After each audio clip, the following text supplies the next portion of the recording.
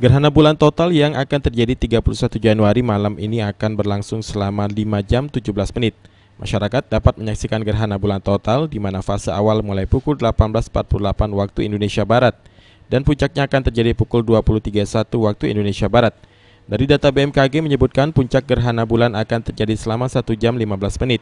Hal ini disampaikan Kepala BMKG Stasiun Klimatologi Kelas 1 Palembang, Nuga Putrantijo.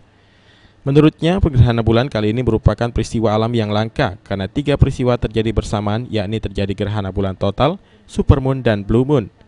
Peristiwa supermoon terjadi di mana posisi bulan berada terdekat dengan posisi bumi, sementara peristiwa blue moon adalah di mana bulan purnama dalam satu bulan terjadi 2 kali, dan peristiwa gerhana bulan total. Gerhana bulan total menurut catatan kami terjadi selama 5 jam, 17 menit, ya dari fase awal dari pukul berapa, Pak? Kalau kita lihat ini masuk di sini dari mulai masuk ini namanya penumbra dan umbra, bayangan inti dan bayangan bulan, dan ini bayangan inti bulan seperti ini. Nah, itu terjadi catatan kami ada 5 jam 17 menit. Nah, puncaknya terjadi pada pukul 20.31.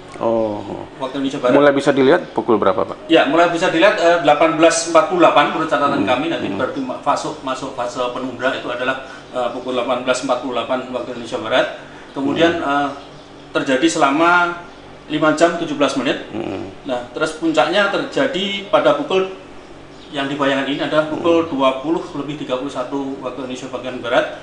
Nah, puncak gerhana bulan ini itu diperkirakan sekitar 1 jam 15 sampai 16. Julius Tumban Gaul, PAL TV.